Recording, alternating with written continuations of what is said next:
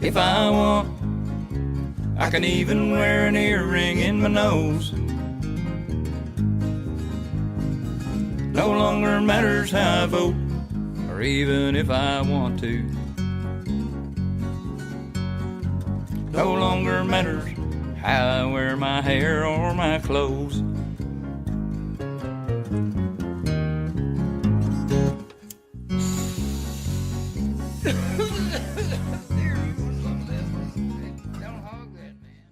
So what are you doing? Nothing. Nothing? Why not? Trying to get on this Lifestyle Radio website. Sounds like a cool website. Yeah, it's alright. Oh, wait, I might have it. You might have it. You're listening to Lifestyle Radio. The opinions expressed during this show are those of the individual participants and do not necessarily reflect the opinions of their associated organizations or Lifestyle Radio. What's up? It's Reed. Hello. World. Hello. For some reason, it didn't trigger right. It didn't play my song. No. So we'll be right back. Just a sec. You ready? I broke it again. I broke it again. Yeah. Hold on. You ready? You broke the internet? You like music, you like weed, well, we gonna be good friends indeed. This is how much I like more than smoking trees.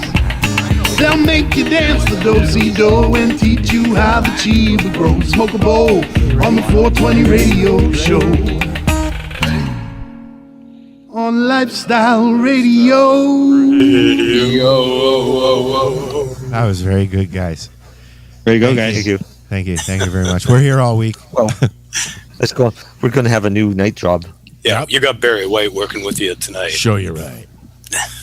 Show you right. Oh, yeah. Oh, yeah. What's up, guys? How's the weather up in Ontario land? We have, well, in this area, I don't know about Al. Al's close to where I am, but where we are, we have got maybe 3 inches of snow and haven't had much more than that all winter, except one time I think we got maybe 6 inches and it melted it about 2 days later. So that's our weather report for Frankfurt anyway. Well, hey. Wait, let's hear about 20 minutes away from here. Al? I am 20 minutes north of you, but I have eyewitness new weather. I am outside in the weather. Oh, is it snowing that's right right. now? Al's outside right now in front of the store at Campbellford there. Correct. I'm in front of Cannabis right now here in downtown Campbellford, and I can tell you that it's snowing. For those that didn't know, Al is a prostitute. Well, actually, a very poorly paid one, by the way. A 420 prostitute. Pay for. I'm not very. I'm like 50 feet from the stoplight. Yeah. So if you're in that area. You can always carry the bucket and the squeegee. Hey, Al. Bucket and the squeegee or whatever. Al. He can make you feel good from 50 feet away. Take your top off and run out and jiggle your boobies while you're wiping their window. Just press them against the windshield, You'll get a bigger tip. Soapy solution. It'd look like red light district in Amsterdam with Al. Make sure you don't have a shirt on when you're washing those windows. People. Well, right now it's minus something, so I got the jacket on. Oh, yeah. Yeah, it's snowing, right? It's snowing. Oh, you're such a wimp, Al. Have you got much snow on the ground up there? Yeah. No, not. Here we do. 2 or 3 inches, right, Al? Shut up, Ross. It is. That's really what we like have. Total on the lawns, 2 or 3 inches. And we've got, we had some rain the other day, and like my backyard is just like a sheet of ice. Yeah, it's about 2 inches with like a half an inch ice on top. That's what it is and was here anyway. Yeah. Three days ago, everything here was green. Yeah. Everything was muddy here. Yep. Yeah. Well, look what happened out in BC. I mean, those people don't know what to do out there. Poor buggers. I lived in BC for 10 years and never owned a snow shovel. Yeah, look at it now. Huh? Ooh. Yep. Oh yeah, look at it all out there now. Yeah, I know Tamara was posting some stuff. There was one that was a picture. All you could see was this little something sticking out of the top of a huge snowbank. It turned out to be the top of a stop sign. But see where Tamara is, though, they get snow. Not like that. Not that. Vancouver, Chilliwack, Abbotsford, that whole Fraser Valley, none of that gets snow like that. Not like that. Did you see the video of the cars sliding around? I've been there. I've seen it happen when there's been like a half a centimeter of snow. I know, it's crazy, isn't it? Yeah. None of them know how to drive in the snow because they never leave the Lower Mainland. Yeah. And they don't get enough to ever practice. So. No, they got some good practice this past week, that's for sure. Well, that's good. Welcome to Canada. Looks good on them. Maybe a couple of palm trees died. I don't know, but that's the price you pay. Speaking of trees, guess what went into the mail today? Oh, your paperwork. My You can paperwork. update us on that. You Yeah. doing that each show or something? What's that? You're gonna update everybody on the progress of your paperwork? Yeah, they went in the mail. That's what I was doing, Al. That was his. That's my progress. Now I hurry up and wait. Was it an adventure or anything? Well, the post office lady was really nice. Good. Yeah. Wink, I've got like right? And she gave me some really cool stickers to put on my envelope. Yeah, she's getting the cool $15 from you. That was $13.88. So I've got a 2-week head start on you then. Well, I just got mine came out on Wednesday, but they're still dated back to October when I sent it in. Well, that But you finally got yours? Yay, yeah, Chris. it took me almost 4 months. is it dated for the day that your doctor signed, Chris? Yeah, Yep, that's what they do. They date it to the date So you the lose a doctor couple signed. of months, man. I lost 4. That's bullshit. I mean, that's total bullshit. And as far as I'm concerned, And It wasn't like, yeah. So send in your renewal in August. yeah. Say you go in early. But they go by the date the doctor hold your signed. date again. So get your doctor to predate it. Well, they can't. They're not allowed to do that. Then they'll send it back. Yeah. Exactly. They got you over a That's how barrel. McDonald wound up in prison. Yeah. And They know what they're Doctor doing. Doctor gave him 2 licenses, one for next year because she knew she was going to be off on maternity leave. Hey, Chris, did Go ahead. you mention anything about Dr. K in the news? No, not in the news. No, Okay. I figured we'd talk about it though. Yeah, well, that's why I'm asking. Yeah. What happened with Dr. K? His pre-trial has started now, right? Is that what it is? Oh, okay. Yeah. Well, you posted the article, Ross, so why don't you tell us? Actually, that's it your was area. Al who posted the first Okay. article. He read it in the paper and posted Al? a picture in the paper. Whoever lives in the area should be talking about it. Let Al Graham do it. All right. Oh, You go ahead. yeah, there was, yeah, thanks. No problem. You had the paper. Yeah, I think- and I read the article at 9:00 this morning. Wasn't he back in court on February 2nd, and they're just talking about getting all the things in order? It's all about to start now. Yeah, exactly. And I'm trying to actually scroll to it on my wall, but it'll only give me I four stories. I got it right here. If you want the story. There you go. It lists that there's Court 4. proceedings are taking another step toward trial this week for former Cohill physician whose certificate to practice medicine was revoked in July. Court officials confirmed that it is expected to be a round of extensive pretrial hearings is scheduled for February 2nd, so I assume that's already taken place. In the case of embattled former doctor Rob Cameron's, who has been on bail since he was charged in 2012. And he's been on the show with us. Yeah, he has was on the since show then, yes. a couple months ago. Yeah. Yep. Yeah. And in July, he lost his license to practice from the college. The college told him that he has to pay them $28,098 Yeah, I see within that. 6 months. Yeah. Complete bullshit. He has And put in for Cameraman appeal. has refuted the punishment. Yeah, he has put in for an Amen. appeal as Give well. Yeah. Yeah. Hey, and get this, on August 24th, 2016, dates sound familiar, Dr. Cameron's appealed the discipline committee's decision to the Divisional Court of the Ontario Superior Court of Justice. The hearing will consider allegations related to Dr. Cameron's medical marijuana practice and was adjourned pending the outcome of the criminal proceedings, said Catherine Clark. He's even looking at forgery charges. Let me God's see. I'm just sakes. getting to that. Appeal hearings.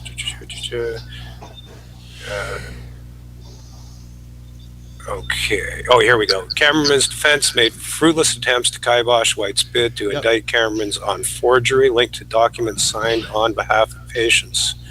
The family practitioner and his wife, Mary, have been committed to stand trial for a host of charges, including substance trafficking, fraud, proceeds of crime, money laundering linked to medical marijuana, facing 8 counts.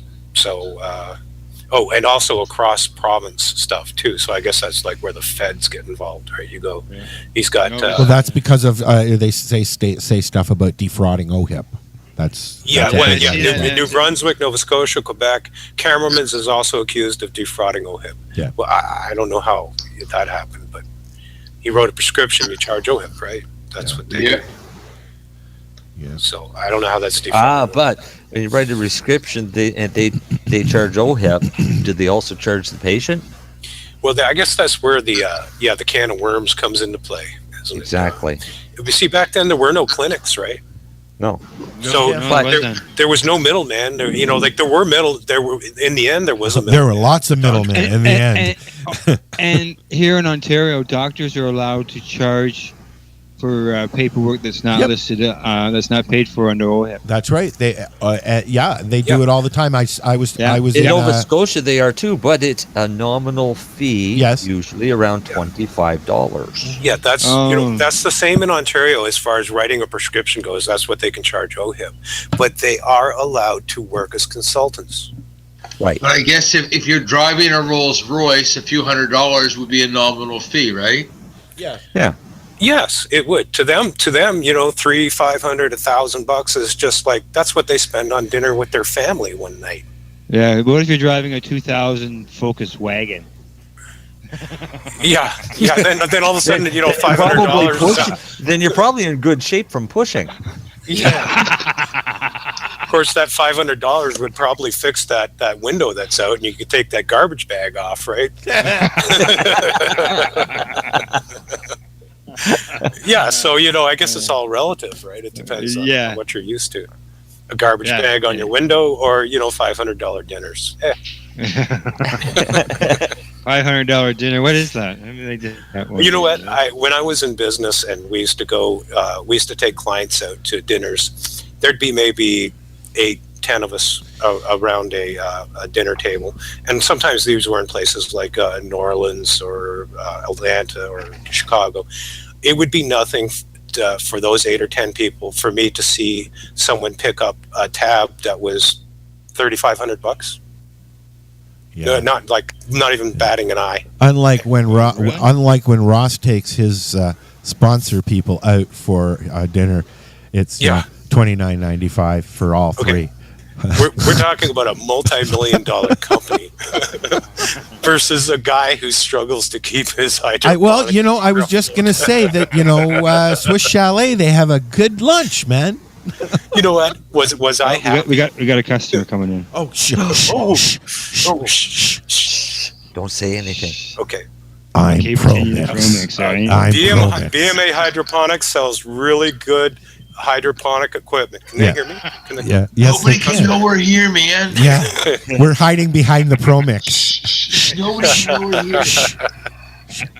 What are you buying? Yeah. Hey, what are you thinking of? What you're buying? We want details. Can you show some ID, please?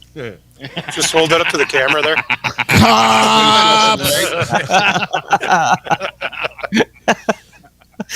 Oh, Campbellford's a big town. Nobody will know you.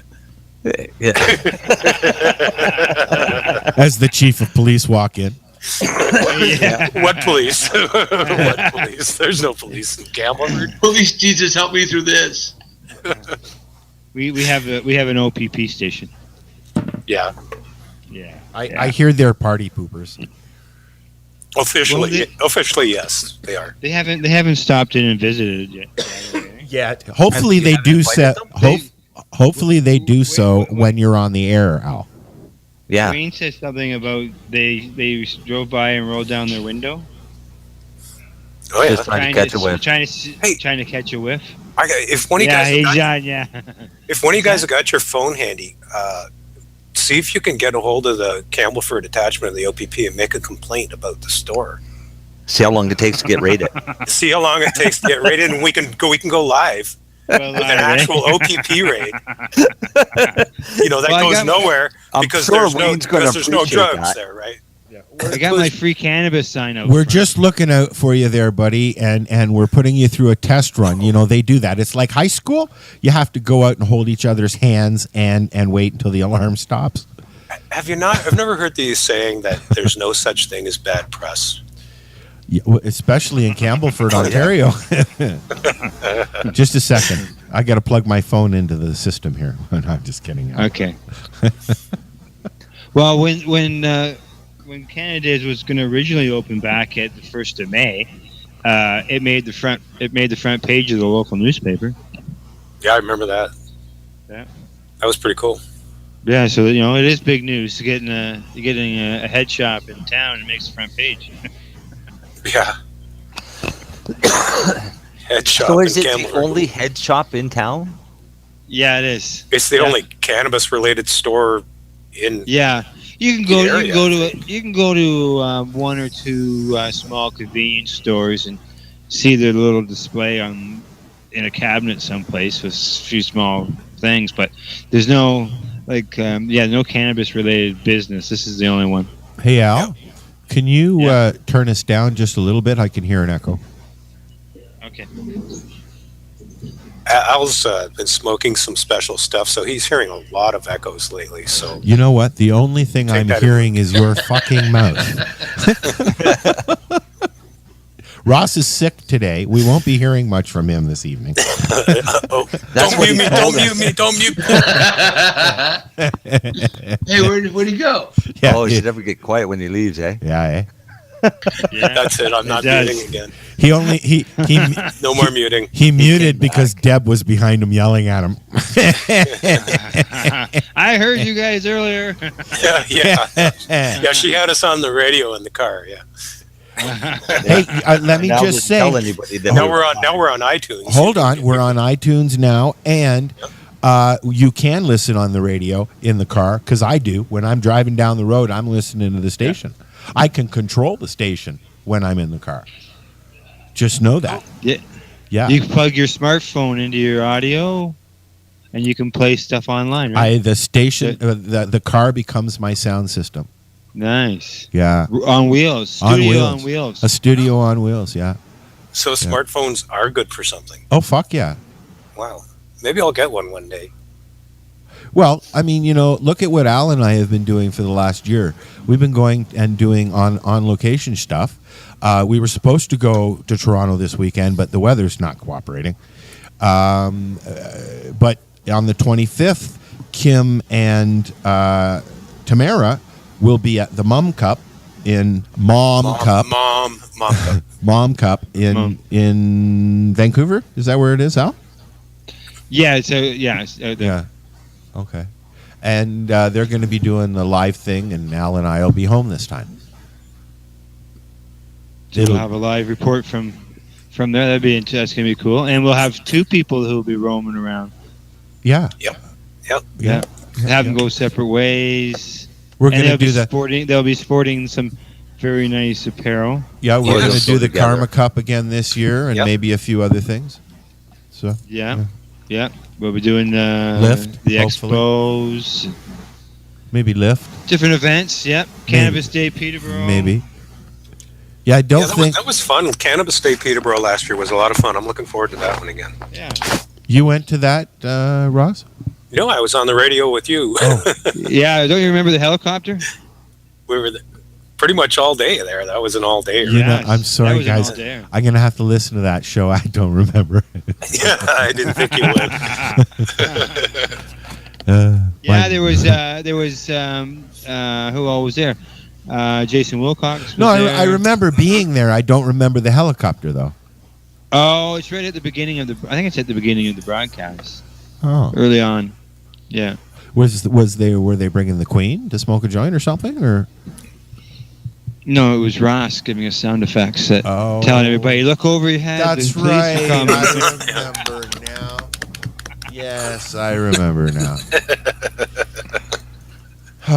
Yeah. I know. It was so memorable. It was really memorable. So tonight we're going to just be here. If you want to call in, you can give us a call on Skype. Just look us up, Lifestyle Radio. Or you can call us on our Skype number at 323-795-2420. Yes, it's a long-distance number, but there are many ways to call without having to pay for long distance these days. It is welcome to Google. It's 2016. What is it? Is it 2018? 2017? I don't know where we are in the world, but we're here. Yeah, we're here. So we've got a new commercial for Cannabis that we're playing that I like. All right. Yep, and we're going to be listening to some 12 Cents for Marvin tonight. Because I go on this music site called Music Submit to find indie artists, and when I find a good artist, I like to play them on the show. You know that. So yeah. So should we go do that now, or should we just keep rambling on like a bunch of high people? Oh, well, let's do it now, and we can come back. Now because it's 420 in BC. So okay. So this is some. 12 Cents for Marvin, Dirty Girl. We'll be right back. It's the 420 radio show. Come on in the chat room.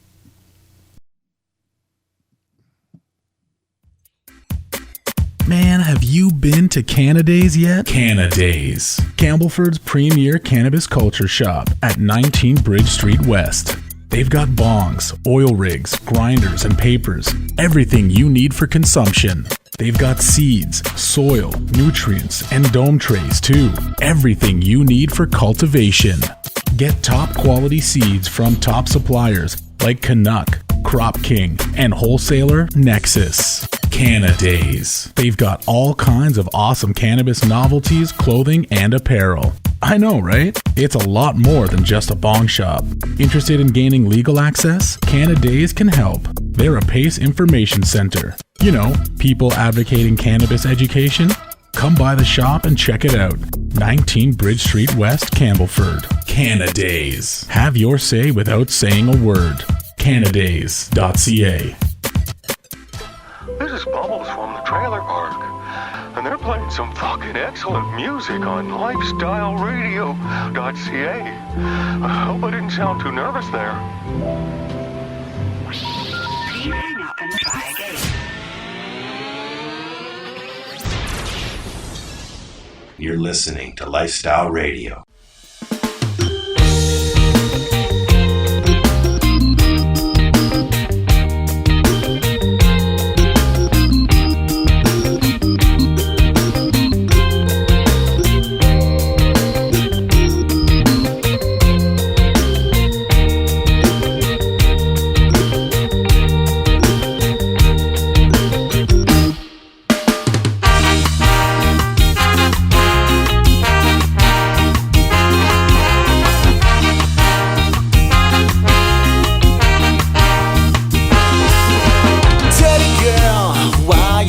Acting like that, yeah.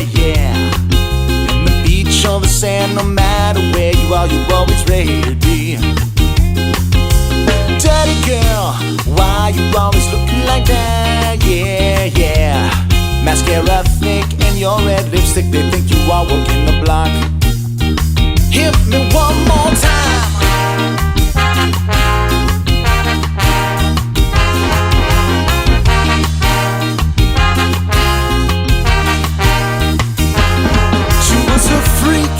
That's how I liked her until she slept with my friends. 1, 2, 3, 4, 5. But revenge, it'll be so sweet. I'll give it a shotgun the next time we meet. And if I know my girl, I know my girl. If I know my girl, I know my girl. If I know my girl, she'll keep asking for more. More. She's out the door, we did it in the back out beneath the moonlight.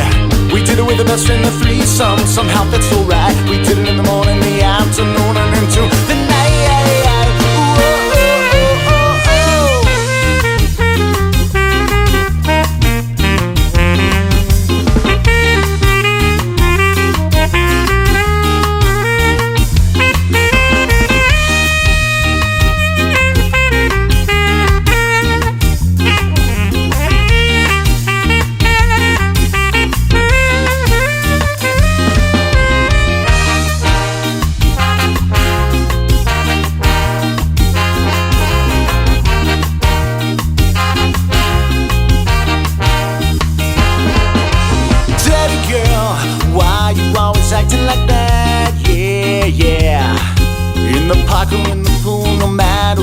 are you always ready? Teddy girl, why you always talking like that? Yeah, yeah. In front of Granny and the kids, the innuendo, it never ends. And take me out.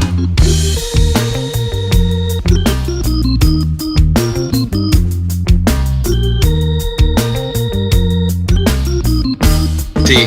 No, Yeah, okay, you didn't have to go there. Yeah, I know. Like, okay. So all the way or fucking forget it, man. Only Chris has the balls to say that. Yeah. You made me blush, Chris. Not if you keep saying shit like that.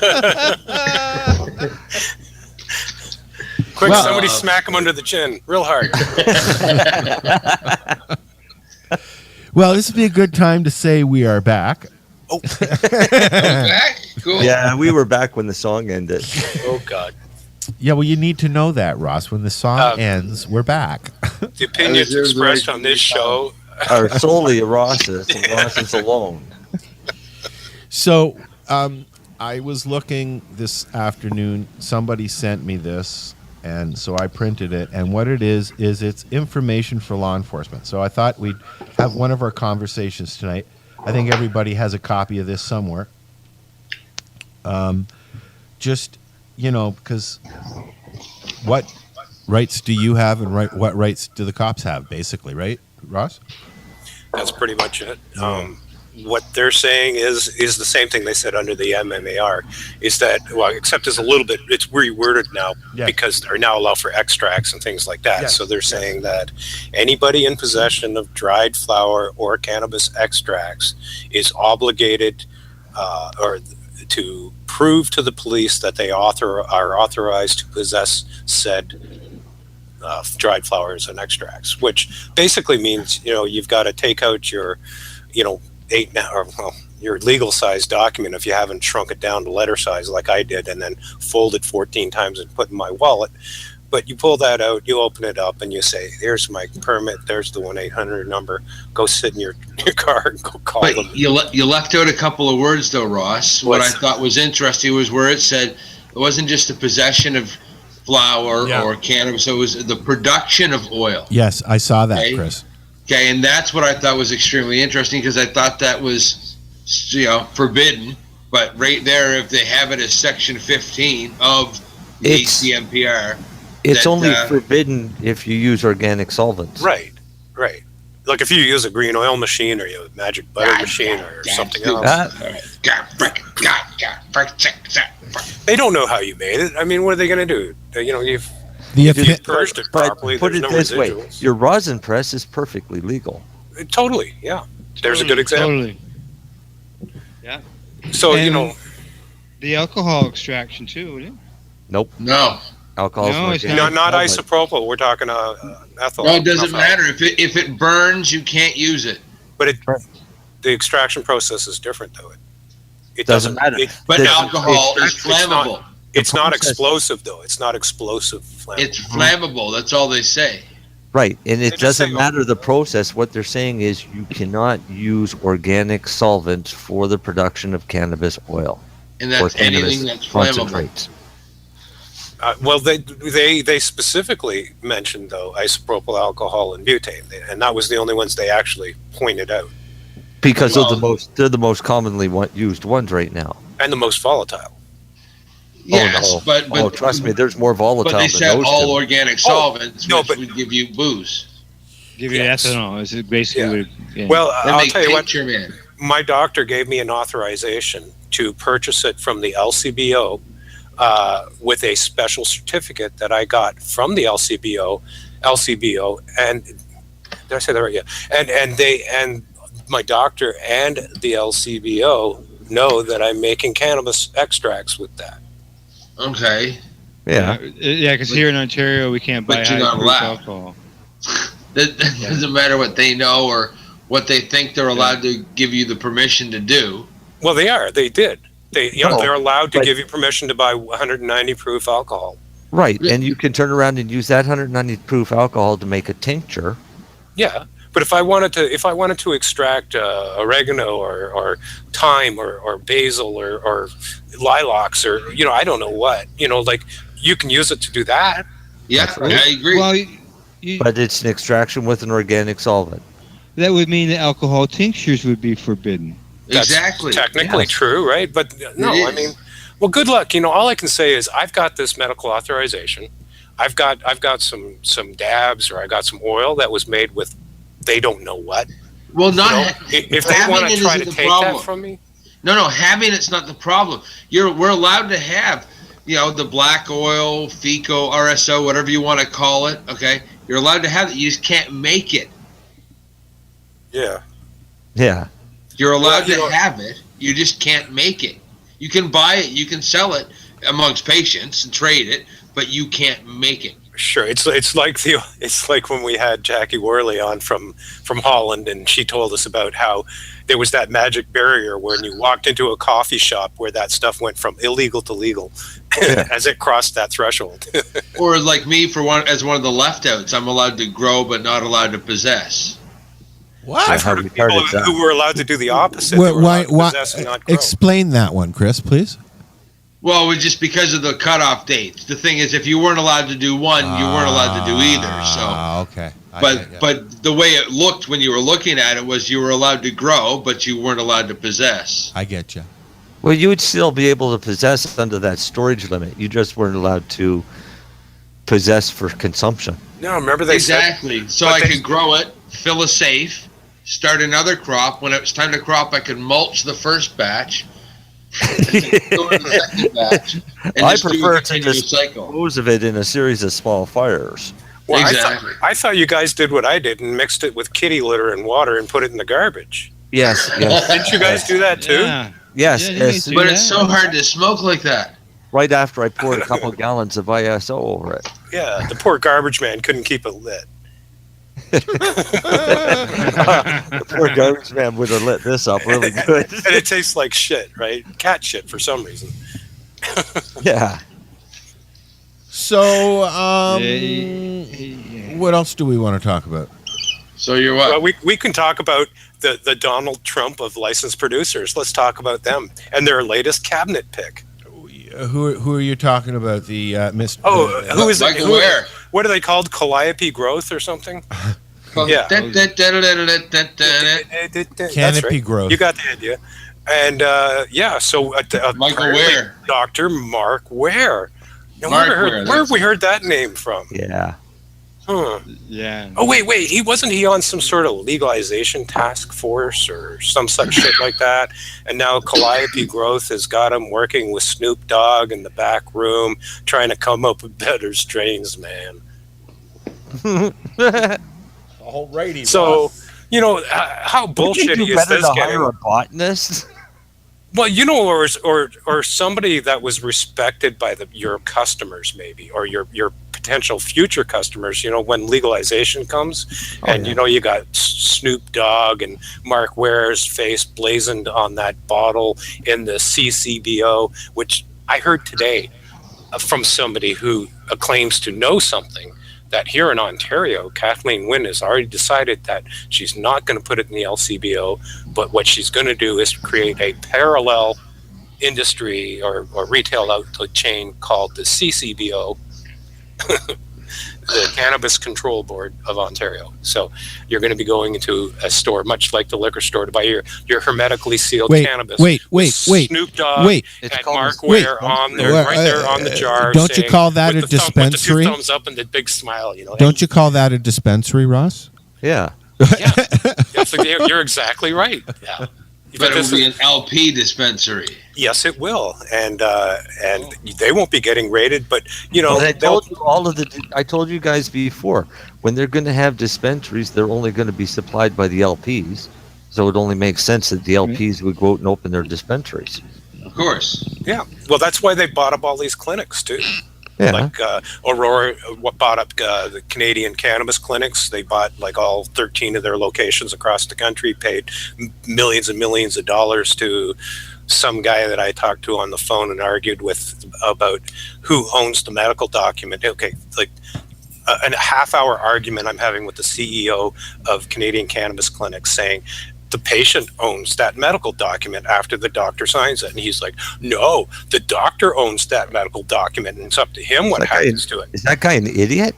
Yes, it is. Would you like to know his name? I know I'm not going to. You know what? I won't do that. But yeah, he's a big-time idiot for sure. It was a really frustrating conversation. It probably would have been like having a meeting with Donald Trump, I guess. Yeah, that would be fun now, wouldn't it? Oh God, it was the worst. It really was. And that we ended up parting ways, agreeing to disagree, and did it all very nicely and amicably. And of course, when I hung up the phone, I had a few choice words about who owns the medical document. So what do you guys think? Who owns the medical document, the doctor or the patient? I would have ended the conversation really quick with, you're a special kind of stupid, aren't you? I know. I was still hoping that there would be some sort of movement there, and it just never happened. I believe it's the patient's medical document. If it's your regular doctor and you see them on a regular basis and they have your file there, then that's one thing. But if this is a special appointment, you're only going to see this guy once a year, then yeah. Do you know how you know that your medical documents are yours and not your doctor's? Anytime you switch doctors, you get to move your files with you. Right. They don't stay in possession of that doctor. They're your files. Even the College of Physicians and Surgeons says that those documents belong to you. Mm-hmm. I agree, because that's part of your medical record. Yeah. Every time I go to my doctor's office, I sit down and go through my file. I don't look at mine, and I don't have any copy of mine. I made them send all 500 pages. I look at my file and I tell them how to word things in my file, because in my file has everything, my entire process that I use to make my medicine. Because if I go to court, my doctor's my first witness, and that file's coming with me. Yep. Good idea. So, I mean, he's got my entire process for making oil written into my medical file, with what my dosages are and everything else. Yeah, mine's in there too. 2 quarts of diesel fuel, half an ounce of weed, and a coffee filter. You're good. You obviously haven't tried gasoline yet, have you? Oh, does that work better than diesel? Way better. It's cleaner. It's got a cleaner burn to it. Gear oil gives it a nice flavor. Yeah, but then you get that gear oil aftertaste. Yeah, I tried that. And you know what else I've found happens after you've had a little bit of that? I seem to walk around going,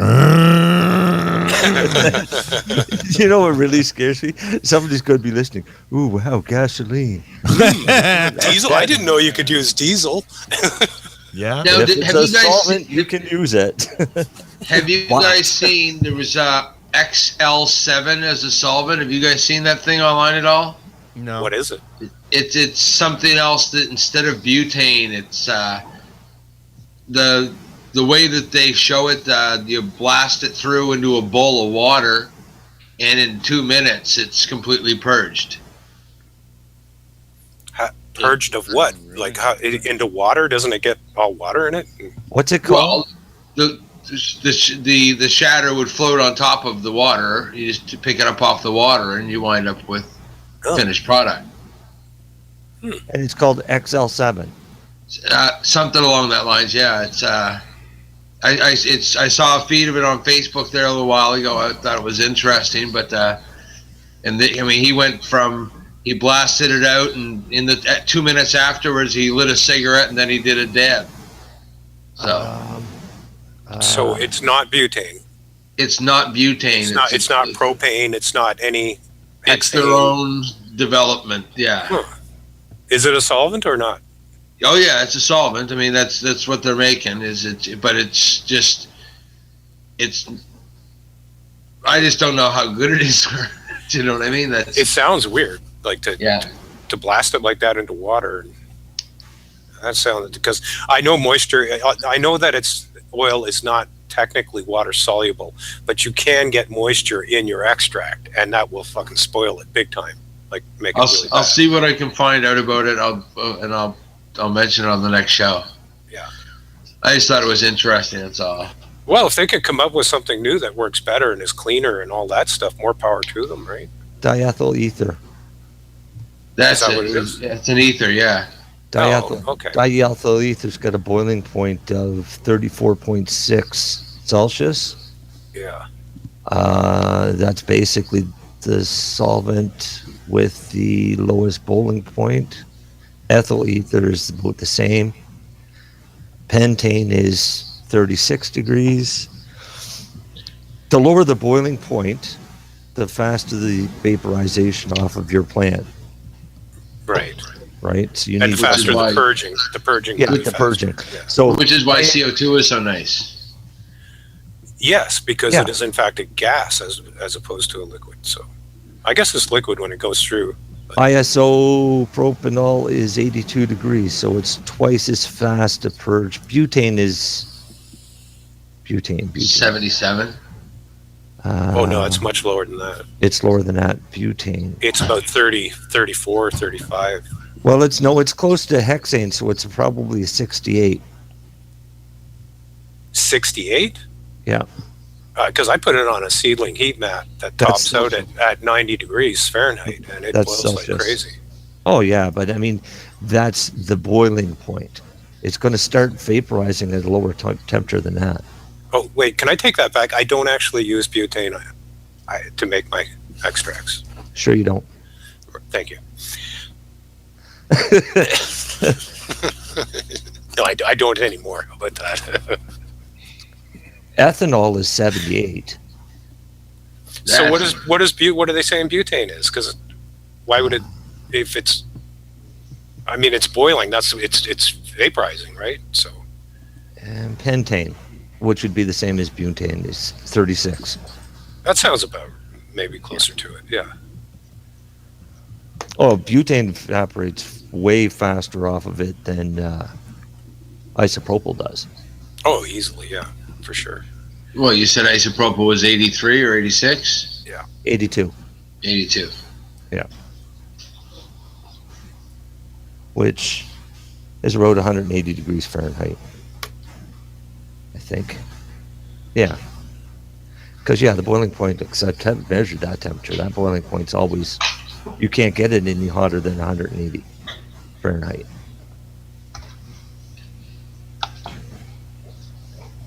What other ones they got on here? That's the lowest, really. Thanks for the link, Al. That's a nice one. Yeah, I thought that density. Just for it lists all the different organic solvents. Ooh, and I think, and just for interest's sake, I think the boiling point of where we're talking about it of mycobutanol, which is Nova.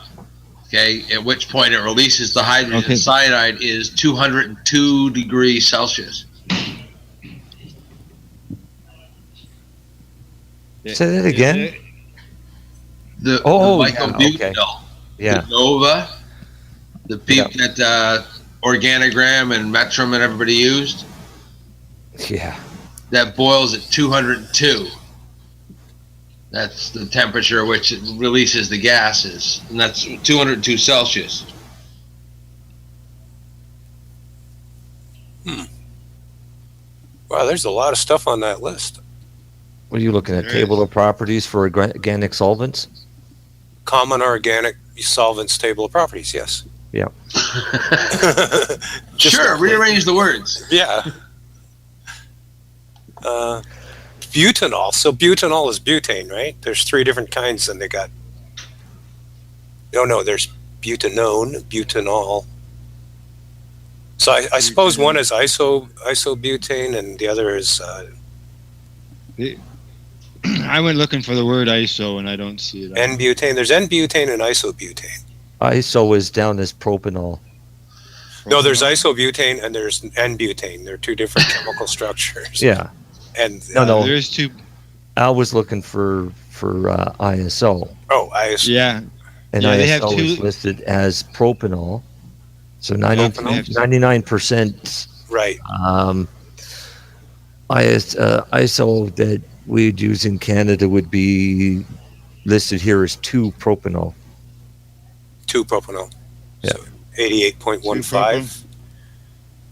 88.15 degrees Celsius. 80. Is that right? Well, it says minus. No, boiling point. Yeah, boiling point's 82. Yeah. Yeah. Yeah, 82. 82.4. Celsius. Which is good. Yeah. Yeah. Oh, it is Celsius. Yeah. Yep. So that's pretty darn warm. That's Well, almost that's the boiling point of water. That's why you usually do it on boiling water. Yeah, it's 182 degrees Fahrenheit. Yeah. So very close to the boiling point of water. Yep. You would have thought it would be a lot less than water, right? Well, I mean, that's still 20 degrees, or no, 30 degrees less. Yeah. 212 for water. Oh, that's true, yeah. Right? That's true. So, yeah, I mean, 32 degrees. That's a fair distance. Anyway, so that's the organic solvent thing, and we started off talking about what the police require from you when you get pulled over, so you know what to do then. Carry a piece of that paper with you, show it to them. If you got an extract, of course you used a rosin press. What the hell are they thinking? Or you bought it. You bought it, yeah.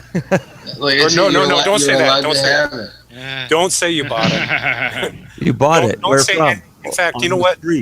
I tell everybody this, and I tell them this all the fucking time. When a cop asks you a question, you're not obligated to answer it. That's right. No, that's right. Okay, So period. am I under arrest? Am I under arrest? Here's my form. I'm legal. Am I under arrest? You know, like that's it. Like you don't even have to ask that. Just here's my form. Have a nice day. Have a nice day. Yeah, you can be pleasant. You can be nice. But if they ask you questions, you can just look at them and smile and wink. You know, if you want. If you don't mind getting punched in the nose, go do that. Yeah, right, Ross. Dare ya. Yeah, Seriously, dare though, ya. you don't have to answer their questions. Dare ya. I've done it. I've stood there, stupid looking at them, just like smiling and,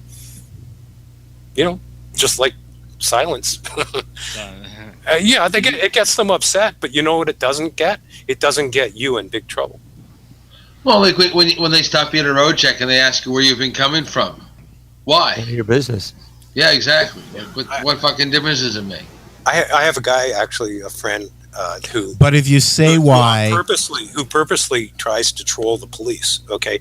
He'll go out there at 2 a.m., smoking a joint, driving down some highway somewhere, and of course...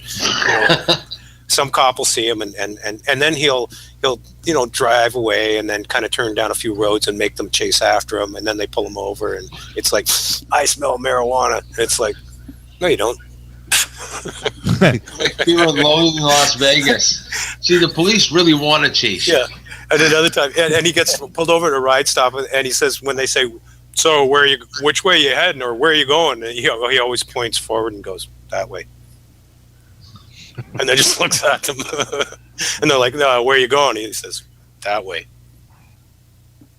Here's my license. Here's my registration. Here's my insurance. But when you do things like that, Ross, you instantly become combative, and they get their snipples in a nut. Because that's true, but you're well within your rights to do that. It's no different than, a few years ago, I don't know if you remember talking about this, but me and my buddy were standing outside at 10:30, and the cops rolled up on us and said they had a noise complaint about two guys sitting on a bench. And they asked me my name, and I said, it doesn't matter what my name is. This is where I live. Instantly, into park, tough guy routine, comes marching over. Boom, boom, boom, boom, boom, boom. Yeah. And I sat down, which, because I'm a big boy, I always sit down. Yeah. And I said, my name's Al Rapp. He says, okay, and you live here? I said, yep. And he looks over and he sees my buddy. He says, who's that? I turned around and walked away. I said, you'll have to ask him that. Well, there you go. But you know what? The whole tough guy routine is born out of an understanding and advanced knowledge that you don't know what the fuck your rights are. That's right, and it's an intimidation. And if you it's an intimidation thing. If you don't let them intimidate you and don't give them any snot and be very friendly about it, you're well within your rights, and you're not breaking the law, and there's not much they can do about it other than push your buttons. And 9 times out of 10, it's the cops pushing the perp's buttons enough that the perp does something. And if you don't, or sometimes the perp just starts singing, thinking they're going to talk themselves out of something. Exactly. I'm going to talk myself right out of this, and guess what? You're in handcuffs and on your way to jail. Shut up. Do what you are allowed to do within the law. Give them your papers. Sit down. Be quiet. Answer the questions that you want to answer. And you don't. Yeah. A good example of that was done the right way was just yesterday, when Dr. Green Thumb was raided. Okay, yep. And Matt Lawson, who's the owner, showed up, and he was arrested, and he did it perfectly. He never said a word. He let them read them his rights. Unfortunately, he might have a bit of a fight on his hands, because he was only selling CBD only products, and he's under the assumption that CBD is legal in Canada, and it isn't. It is not. Now, is that recent, or has that been for a while? That's always been. Okay. It's actually it's listed as on the Controlled Drugs and Substances Act. Cannabis is a Schedule 2. And cannabis, its preparation to derivatives including cannabis resin, cannabis marijuana, cannabidiol, which is CBD, and cannabinol, which is CBN. Tetrahydrocannabinol. And then the only thing you're allowed to have that's not on the schedule is non-viable cannabis seed. And mature cannabis stalks do not include leaves, flowers, seeds, or branches and fiber derived from such stalks. And that's only if you don't have a medical authorization, because if you do have a medical authorization, the Smith ruling does come into play, which basically rendered sections 5 and 6, I believe, 4 and 5, 4 and 5 of no force. So, it's technically legal if you get caught and you are licensed medicinally. And I think that's why Health Canada worded the thing to law enforcement the way they did, was that if you are in possession of dried flowers or extracts, you have to prove that, you're licensed to do so. Right. But they haven't licensed anybody other than licensed producers to sell it. So that's why they'll use for the trafficking. Very likely his charges are going to be dropped, just like all of the other ones keep getting dropped across the country. Yeah. Just that.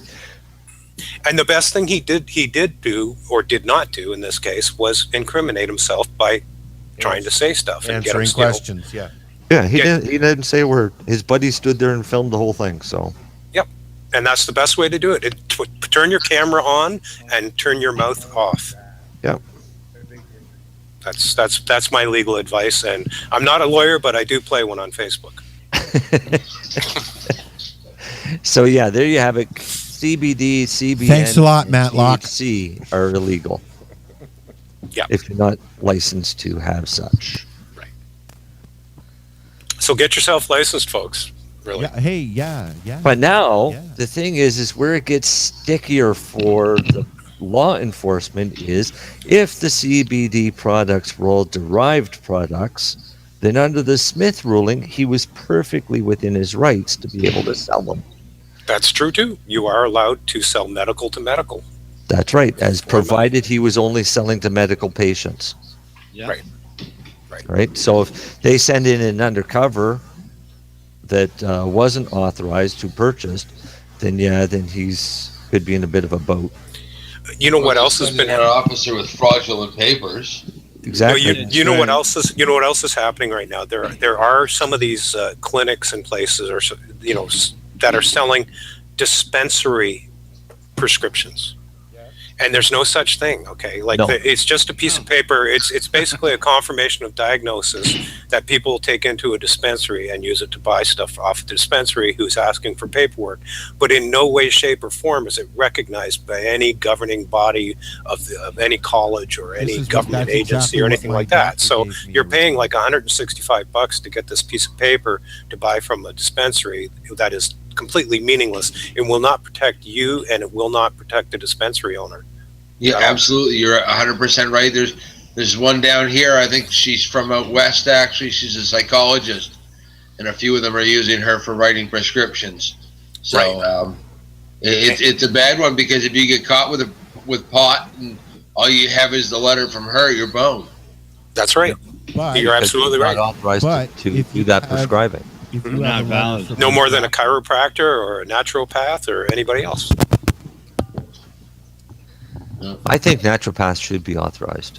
I think personally that you shouldn't have to ask your doctor's permission to use it as medicine personally. But Well, yeah, that's true. Yeah, no, you really shouldn't. if we're going to get technical about it, they should get the fuck out of our lives and just let us treat our own health, just like it says in the in Section 7 of the Charter of Rights. Which we have security of the person, Yeah. including our own health care decisions. Okay, and that's what the whole Allard thing and the Smith thing cited Section 7.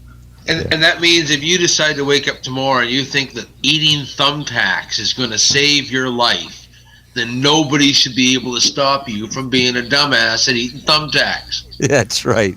Well, it's true. In fact, You're you starting can. that diet again, aren't you, it's, Chris? it's totally legal right now to eat thumbtacks. Creates wicked heartburn, though. That prickly kind, huh?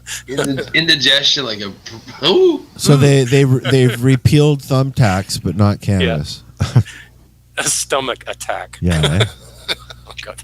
Oh, God. That was terrible, man. That was awful. I'm just sorry. wrong. Hey, Chris, Wow. you ready to do the news, buddy? Sure. Alrighty, let's go. We'll be back in a second with Chris in the news. Woohoo. Alrighty, let's go. We'll be back. Good evening. I'm Coulter Wonkite. I'm already into the 420, damn it. 420 radio show, and this is your 420 seconds of news with Chris Backer.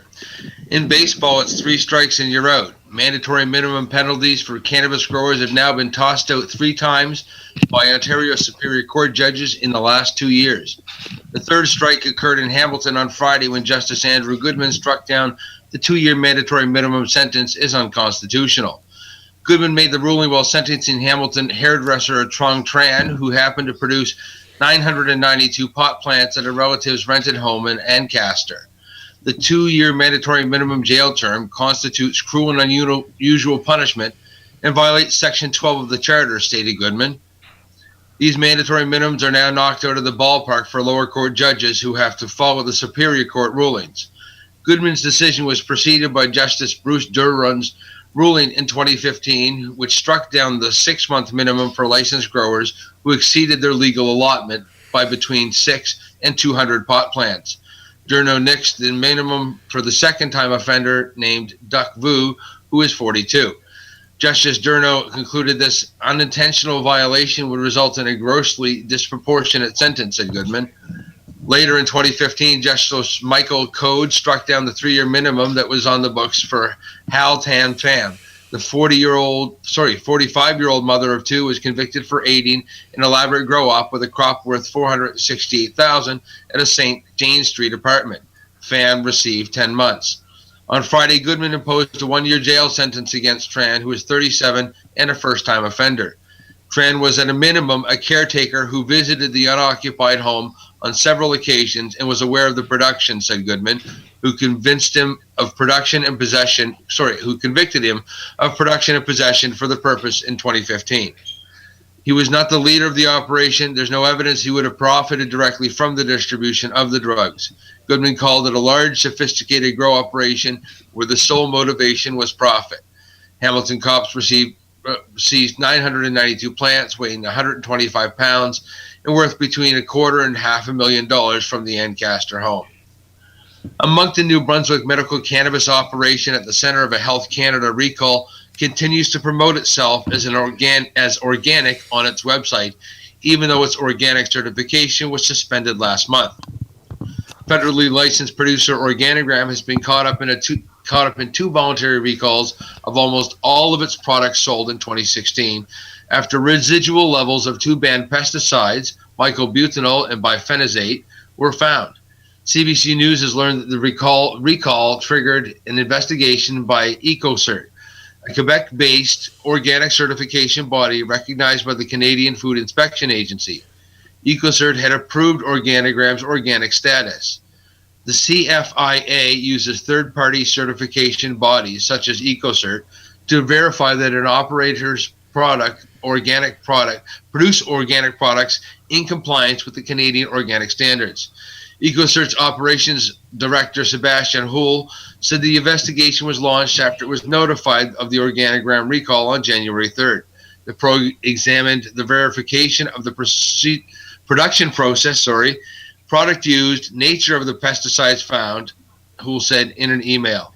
With traces of mycobutanol and bifenazate found, Hull said the investigation highlighted a non-compliance in organic product rules. He would not elaborate, citing confidentiality. He said the company's organic certification is suspended until compliance to the requirements are demonstrated. Even so, Organigram's website still makes statements as of an hour ago, such as growing organic isn't easy. It's meant special care in every aspect of how we grow our plants. Soil, fertilizer, inspections, but in the end, it means a better, safer product, which makes it all worthwhile. Okay. In an email, Organigram spokesperson Giselle Doiron noted the company's organic certification had been suspended, not withdrawn. She said the company has worked closely with EcoCert. The presence of pesticides within our products were as much of a shock to them as it was to us, and we've identified several changes to our internal standard operating procedures that will ensure this presence cannot occur in the future. Organigram has launched a number of improvement initiatives, she said, including testing growing materials from outside suppliers, the comprehensive screening process for current and new suppliers, and testing every lot of final product for pesticides. I thought that's what they were freaking doing.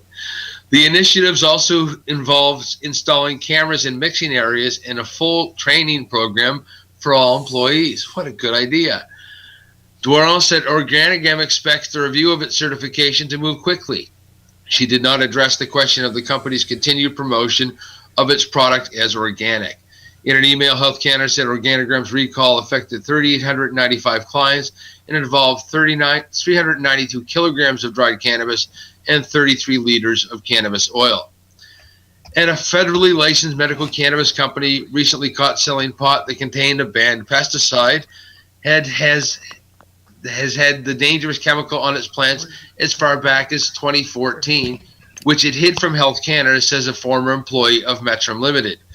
Thomas McConville, who worked as a grower at Metrum from early 2014 to August 2015, told the Globe and Mail he witnessed employees at the company illegally applying mycobutanol to plants, despite knowing the controversial pesticide, which produces hydrogen cyanide when heated, was prohibited for use on cannabis.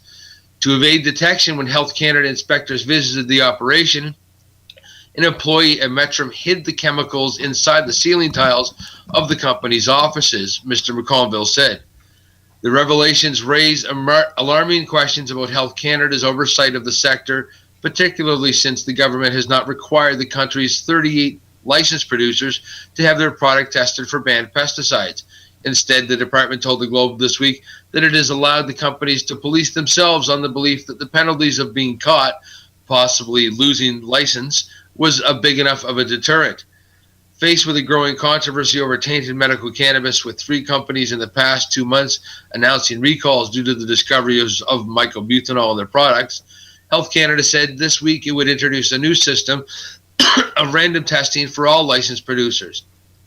However, the government stopped short of introducing ongoing mandatory testing to ensure the industry is not flouting the rules, saying it may consider that step in the future. When Mr. McConville brought these concerns to Metrum executives in 2014, including the chief executive officer Michael Hines, he was told not to worry about it. Fearing for his livelihood, McConville said he kept quiet. When he left Metrum the following summer, he was asked to sign a confidentiality agreement in exchange for his severance, which he needed to be able to move back to California. However, when Metrum, the country's second largest producer of medical cannabis, issued a product recall 2 months ago, giving no details in its press release about what the reason was, Mr. McConville decided to contact Health Canada with his concerns. When the Globe uncovered this December that Metrum's recall was due to the use of mycobutanol, which neither Health Canada nor the company disclosed in their public announcements of the recall, Mr. McConville decided to speak out about what he had witnessed. The product is known as a shortcut within the industry, though it's also notoriously dangerous. I walked in mid-spray, McConville said on the day of 2014 when he confronted the employee applying the chemicals. I said, seriously, I need to know what you just did to this crop. I played it off like, don't worry, I won't say anything. And he said, it's Nova, the retail name for mycobutanol. You don't have to worry about mildew. The fungicide is used to control powdery mildew, a pest that can wreak havoc on cannabis crops and cause significant financial loss to companies that are hit by it. Though the spray is approved for use on some fruits and vegetables, such as grapes, because the chemical components are metabolized by the digestive system and rendered non-toxic in the body, mycobutanol is not allowed on products that are smoked, such as tobacco and cannabis. The substance is listed as the carcinogen if smoked, where it passes directly into the bloodstream through the lungs and can emit hydrogen cyanide. Mr. Haynes did not respond to the request for comment on the matter. The Globe first sought comment from Mr. Haynes in December upon learning mycobutanol was the reason for the company's recent recall. A spokesperson for the company provided only written responses to questions, did not answer how the banned chemical got into the company's products in 2016. Questions sent to Metrum on January 30th asked Mr. Haynes how many times the company had used mycobutanol in the past. The spokeswoman said Metrum wanted more context before answering. Mr. Haynes never provided any responses. Metrum was recently purchased by Canopy Growth Corp., owner of medical cannabis producer Tweed, for $430 million in stock. When the deal closed on January 31st, Metrum questions were referred to Canopy. A request for comment submitted to Mr. Haynes on Wednesday also went unanswered. Canopy CEO Bruce Linton said he was informed of the forthcoming recall when the company initiated talks on purchasing Metrum, looking to combine the second largest player in the market with Tweed, the largest, to create an industry giant. Mr. Linton said Mr. Haynes is no longer with the company subsequent to the deal closing, and that his focus will be on installing new practices and oversight so that this will be no further recalls. Experts in other jurisdictions say Health Canada's policy of not requiring mandatory product testing is a bad idea, since not all companies are up front. When Oregon discovered problems with mycobutanol, companies there initially denied it. Everybody said they were not using pesticides. Roger Volker, the lab director at OG Analytical in Oregon, said in an interview last year. When the Federal Task Force on Cannabis, which is advising the Trudeau government on Canada's move to a legalized cannabis market, issued its final report this fall, it called for the government to implement a strong testing regime to ensure the product could be safe and free of harmful chemicals. The report called this testing to be the cornerstone of the new industry. Several patients who have consumed tainted cannabis told the Globe this month they were worried about the mycobutanol they had been exposed to, even though they were told it was only a small amount. In a recent email to its customers, Metrum said it commissioned a toxicology report on mycobutanol from a leading pesticide toxicologist. However, when asked by the Globe last week for more information about the toxicologist and for a copy of the report, Mr. Haynes did not respond. And that's been the news. That's been a little over 420 seconds. And back to you guys. Thanks, Chris. Yeah, I did hear, I picked out at one point that they would think that licensed producers would not want to do this kind of thing just because of the price they would pay in penalty. That penalty being the potentially they would lose their license, right? Yeah. Well, they didn't lose their license, so what penalty are they paying exactly? Well, but isn't that what happened with us as growers? They took the right away from us. One thing I want to say, first of all, that I think people are failing to notice, you use a fungicide when you already have a fungus. Yeah, you don't use it beforehand. Okay, so they're going to sell you the moldy weed. They just try to spray it with a chemical so it wasn't too moldy. Okay? It was already moldy is my point. Good point. And I've heard it's a big problem, and the reason that it is such a big problem is because they try to make these hermetically sealed rooms, which they try to control the environment in there, but it's really, really hard to prevent condensation from building up and from powdery mildew from growing, especially when they got most of their starting materials from former MMAR growers, and half of it was already infested with powdery mildew, which is like a systemic disease. It gets into the plant. And if you it is a systemic disease. It is a systemic disease, and once your plant gets it, it's got it, and it can pass it on to other plants. And once those plants get it, they've got it. So if you keep a mother that's from a plant that had powdery mildew, and you take cuttings off of it, every crop you grow has a high, very, very high potential of getting powdery mildew too. When you're growing indoors, I've always compared you're God. Okay, you're responsible for everything. Okay, and these people are liars and cheaters and crooks, and obviously not like God, because they can't grow either. No, and they're dangerous too. They're dangerous with your health. Because they were happy to have moldy weed for an entire year and try to stop it a bit, okay, and lie and hide shit in the ceiling. I know, isn't that crazy? And what are the consequences? It's like this UN thing, people say, oh, well, Canada can't legalize it because they signed this document with the United Nations. Well, sure, everybody signed that document, but after they finished signing the document, there were no penalties attached to breaking it. Well, Tran just did a year for growing more plants than he was supposed to. Yeah, well, yeah. So, yes, there's penalties for home growers, and they'll pay the price, but apparently licensed producers who probably make campaign contributions float the laws, do whatever the hell they want. Yeah, they get to do what they want. And so let's go back to this scenario. If they had their license revoked, then they would be instantly out of business. Right. What happens to that stock price? It goes into the shitter. I mean, let's face it. But what don't they deserve? I mean, hiding shit in the ceiling.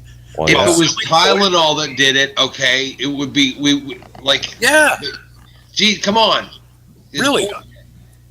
They should be taken away in fucking handcuffs. Yes. I don't understand how they can't be. It's ridiculous. And we're going to put procedures. We're going to train them now. Yeah, we're going to spot check them. That's the procedure. We're going to put a camera on them, and we're going to institute employees. What you mean? You haven't been training them? No, it's anything goes, right? Train them to show them where to hide the stuff. Yeah, you just move that ceiling tile over there, slip it up there, and then close the ceiling tile back. Now that I got my mic unmuted, actually, they do have a punishment. They do? Yeah, they do. And what was it? And what is it? They have to submit to regular testing. It's not random. That's not a punishment. No, I know it's not. See, that's something that should be. That is what they are promoting as punishment, is that they have to do regular testing, not just random. But isn't regular testing what regulations are supposed to be? That's what I thought. Yeah, I would say that, yeah. As a condition of his license, Spectrum will now have to submit to regular testing of his products. Yes. To prove that it's not using banned pesticides. Same condition is being applied to Organogram. Yep. Yeah. But other than that, yeah, no, I completely agree with you. There's no punishment. I did hear that Organogram was behind the whole thing, and they had sold it to Metrum. Yeah, I also heard that they sold some to Aurora Cannabis. If anybody's using Aurora. Yeah. Yep. Yeah. So Aurora, although it hasn't been publicized much, is also has I believe a couple of product recalls too. Yeah, well, because they bought Organograms. That's why they say there's three LPs that are involved. But Aurora didn't grow that. I guess they should have tested it, but I guess maybe they thought that Organogram was testing their own stuff. Well, I can't believe the crap's not being tested. If it's not being Organogram tested, totes being organic. Supposed to be. Yeah, great. And those facts are right. Or Aurora was the one involved in the recalls, and it was product from Organogram. Oh yeah. Yeah, I got it right here in front of me on the news. The thing that gets me about this whole thing is the fact that the stuff that they've recalled in all three of these instances was last year, and it's gone. And now I'm seeing reports. I think this CBC did something about a woman who's now very sick because of it. There's a lawsuit or something. If somebody can prove damages, such as illness or whatever, then there's validation for a class action suit. Yeah. Because, I mean, people were talking about starting a class action suit against them because they bought that crap, but it would be thrown out unless somebody could actually prove damages from using that product. I know the legal firm that's been approached about the class action suit down here has got 90 plaintiffs already. Wow. Oh yeah, I can believe that. Oh, I know of one that's made the call. So that's it. It's got to be done. Like I said, I mean, it's like being run over in a crosswalk by a Metro Transit bus. Yep. I mean, like there's certain things that when companies do this shit, it finishes them, or you get paid big. Somebody needs to be accountable. There was one good thing that came out of all this. What's that? And that was how bad they looked when they whined and complained about the quality of dispensary weed. Yeah. Yeah. And, saying, oh, dispensaries are uncontrolled and unchecked and untested. Yeah. Well, at least they don't hide shit in the fucking ceiling, right? That's right. Nope. Yep. And on that note, let's listen to a commercial and a song. Yeah, let's have a song. We got some let's more. have a happy song. A happy song. Got some more 12 cents It's for called Marvin. Go Fuck the Police. No, it's called Lie, Lie, Lie. And we'll be right back. You've done it now. You've gone too far. Yeah, we'll be right back. Please hang up and try again. You're listening to Lifestyle Radio. Hi, it's Deb from BMA Hydroponics. Whatever you are growing, from vegetables to medicinal cannabis, we have everything you need to succeed. From seed to harvest to processing and extracting, we carry all the brand name products that will help you produce, process, and consume high-quality medicine. Our knowledgeable staff of qualified growers have decades of experience with home production, and all possess either MMAR injunction status or an ACMPR registration certificate. We offer the largest variety of products available anywhere, and if you don't see what you're looking for, just let us know and we'll find it for you. Visit our store at 404 Maitland Drive in Belleville, Ontario, or visit our website at bmahydroponics.com. We can be reached at 613-967-9888, Monday to Saturday from 10 a.m. to 5 p.m., or find us on Facebook at facebook.com/BMAHydro and drop us a line at BMA. Our motto is your success is our success.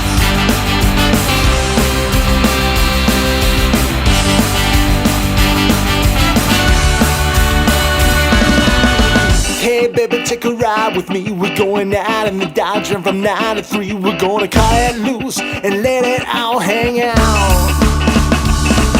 We're going to a place where the kicks are free. We won't allow any insecurities. And if you like what you see here, baby, come with me. We're going out to find the possibilities. But if you lie, you never realize what you're missing. You're gonna cry, cause you're messing with your life. When your life will never ever be the same.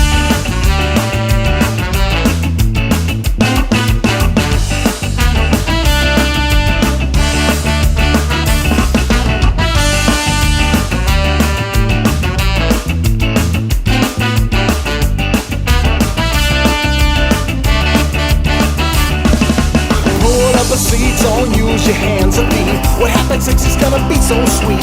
Just open up your mind and let all your inhibitions flow right out the door. Lift that shirt right over your head. Don't think twice. You think me at the end.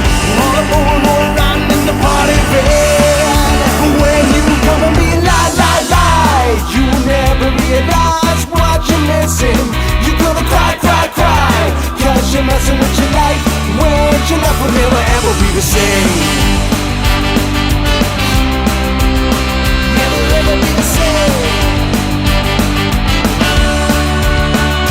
Not even part of the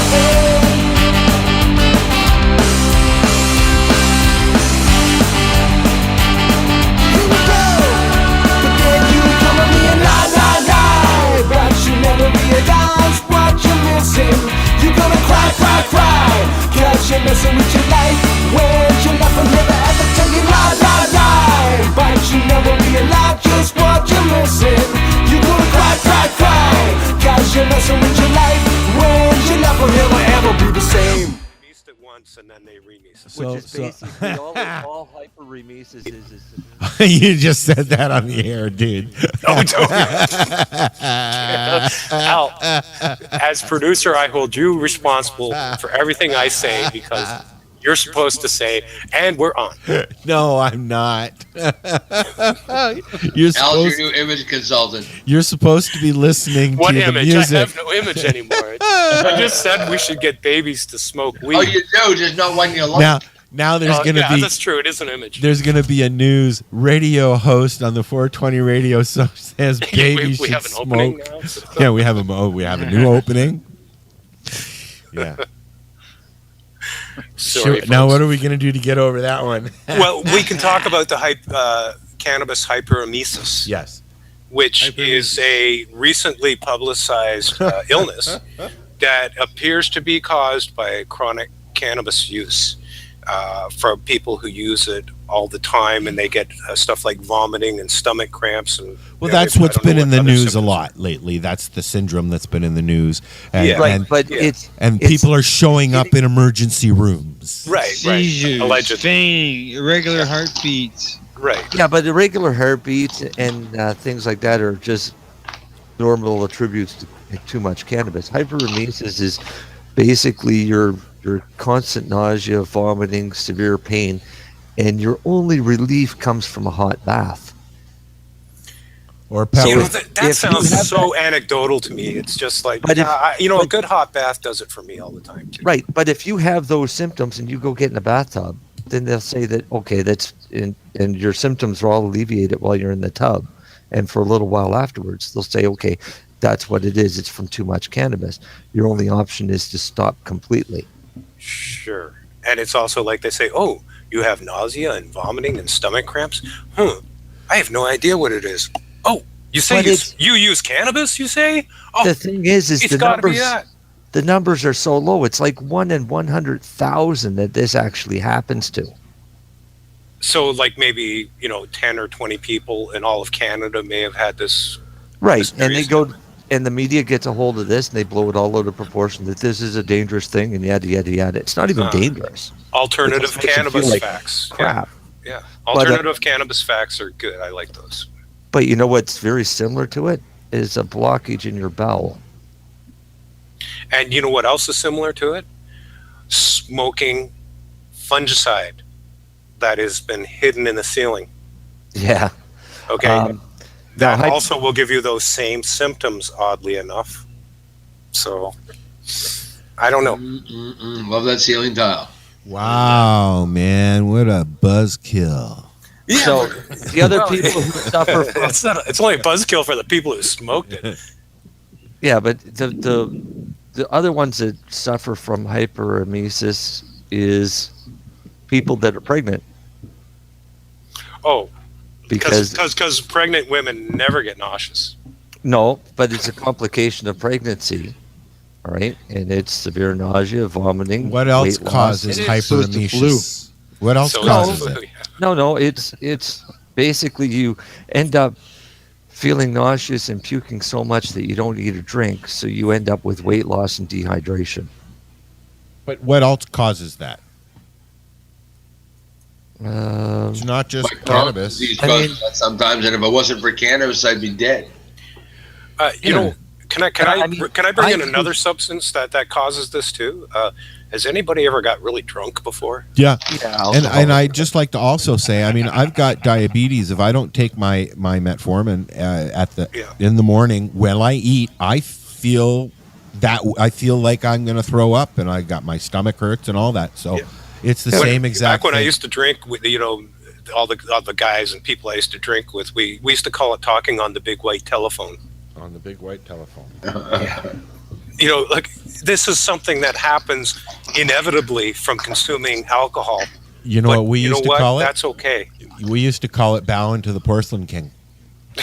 Everybody. Yeah, that's what we used to call it. When part of getting high on your substance includes puking your guts out, passing out, and being raped by people. There's but it's okay. You can go right down, even right in my little town, there's one right in the center of town. You can go there and you can buy that stuff and just drink till you die, and it's completely legal. Oh, and it will kill you.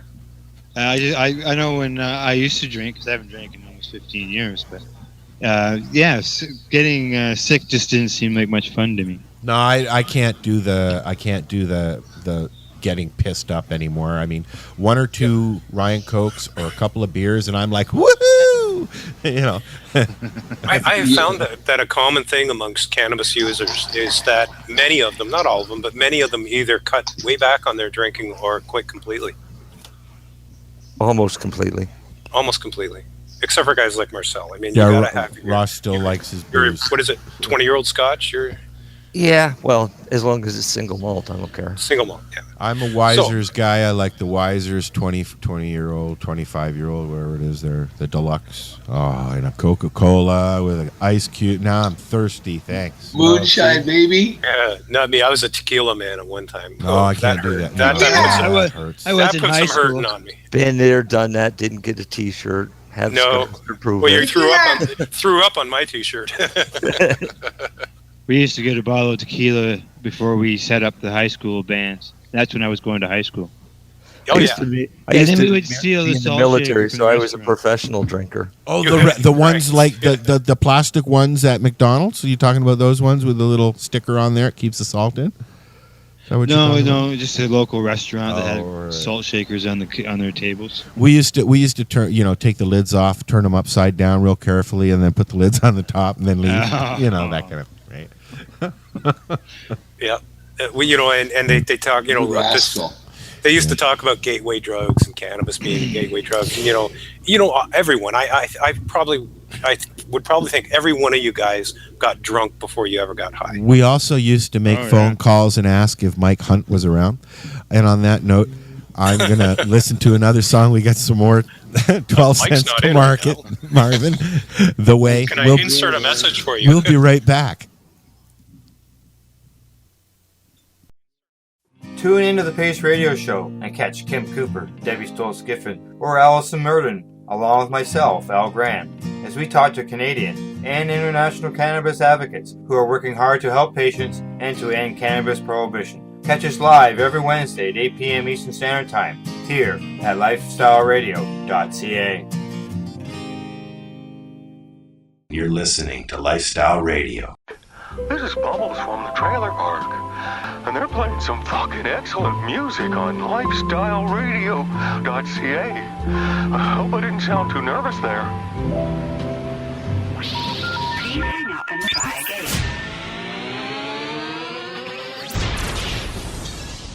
You're listening to Lifestyle Radio.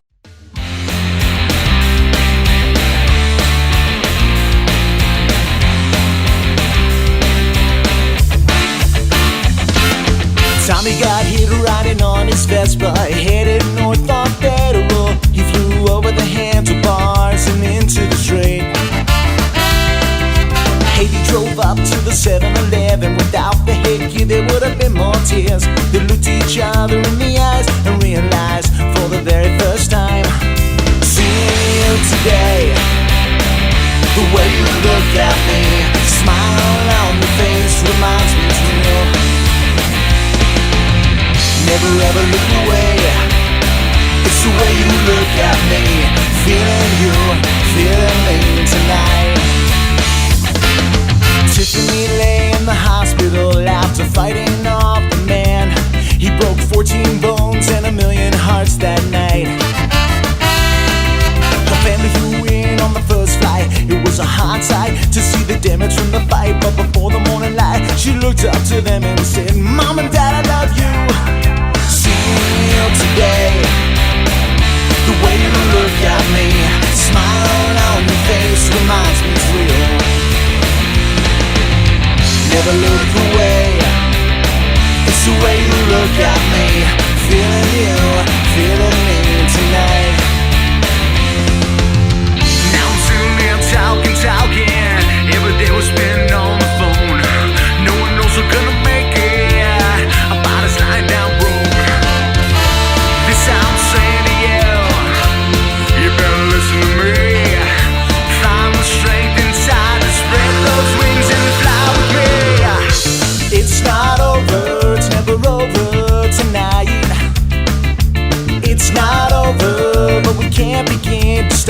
fight. So look up at me with your eyes so green, your lips so soft and skin so sweet. The wonder of love is when you can't believe your sight. Seeing you today, the way you look at me, smile on your face reminds me it's for real.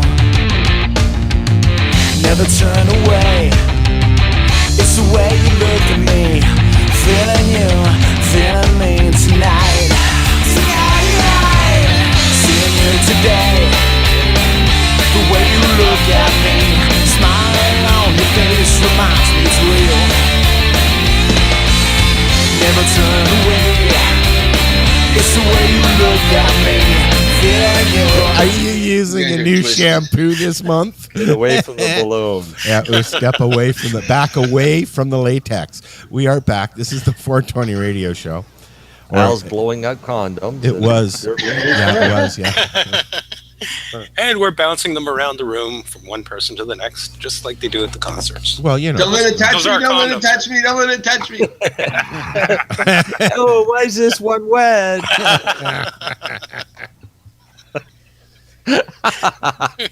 So we're not even going to talk about this now. We got half an hour left. What do we want to talk about now?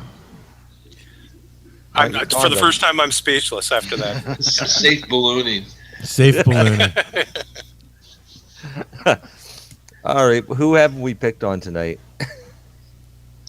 Jeez, there's so many to choose from. Don't get me started. And I did happen to notice. I don't know if anybody else has the Canadian. I know what we haven't touched on. Go ahead. I might be waiting for Chris. It might be the same subject. It has to do with the police chiefs. Oh yeah, I heard that one. Yeah, they don't like the idea about people being able to grow their own cannabis under legalization.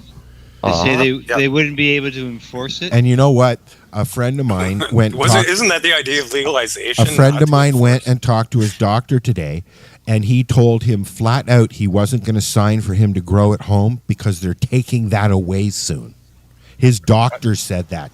Well, doctors say all kinds of things like they lie and lie. The doctor's reading a 3-year-old news clipping. Yeah. He's not reading anything. He's just lying. Oh, no. He's just outright fucking lying. 3 years ago, he heard that they were taking away their grow rights. He just didn't think that there would be a court action or... Yeah. Didn't I hear that in December of 2013? Didn't they say something about that? I got a question. I got a question for you guys. I have a friend who is on very high doses of morphine. He has been for many, many years. He wants to wean himself off. He's now licensed. What is the best approach to do that? Ingesting and talk to his doctor and wean off slowly. Slowly. Okay. I've been there, done that. It took me 8 months Okay. to get myself off completely. Now, again, I was not an addict. I was dependent. He is not an addict. He is he's just dependent. That makes a huge difference, because if you're an addict, then you are compelled and you have obsessive compulsive desires to keep using that drug. Whereas if you're a patient and you're using it as prescribed and you're not addicted, you don't have those obsessive compulsive drivers trying to I know for a fact that the only thing he's obsessing about now is getting off of it. Can I make a blanket statement? I also quit smoking cigarettes. I quit smoking cigarettes 19 years ago. And it was 10 times easier for me to quit opiates than it was to quit smoking cigarettes. Yeah, it's been 4.5 years for me. So if you've ever quit smoking cigarettes and you're not a total opiate addict, you should not find it any harder than quitting smoking. Certainly, I would say easier than quitting smoking. Now, my question is, what other medications besides narcotics is he on? That I don't know. Because if he's also on SSRIs, yes. Oh yeah. Ideally, get off the narcotics first before you try and get off the SSRIs. Okay. And then when you get off the SSRIs and you slowly wean yourself off of those, you literally have to force yourself to smoke cannabis. Yeah. You know, that's funny, because during my dark decade when they kept throwing drugs against the wall, I tried Lyrica, Topamax, and some SSRIs. And I take Wellbutrin. When I found, pretty quickly that none of those really did anything to help my condition, it was harder for me to quit Lyrica than it was to quit opiates. You know what? I went through more withdrawal. I should say it wasn't hard. I went through more withdrawal. I've been taking Wellbutrin for a few years now, and it does help. But when, because of the ADHD, that's why I'm taking it, I miss now and then. And if I miss, I'm a total fucking mess just, the second day. Yeah. Right? And that's the way it's supposed to be. So if you want off Wellbutrin, then, and if you're a smoker and you're on Wellbutrin, when you quit Wellbutrin, you'll quit smoking. I've already quit smoking. That's one of the reasons why it was easy for me to quit. So bad as an SSRI that they rebranded as Zoloft as a smoking cessation aid. So you get addicted to the Zoloft, and when you quit the Zoloft, you quit smoking. Zoloft put me into rages. I couldn't take it. Well, Zoloft and Wellbutrin is the same drug. They're the same thing. They're all SSRIs, Paxil. Yeah, and, I know, but it is a different. Prozac it is different, though. Seroquel and Effexor and all those. Yep.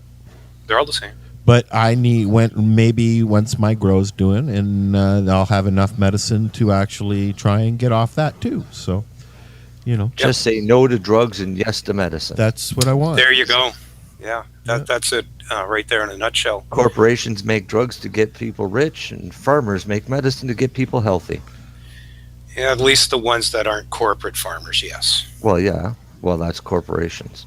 Yes.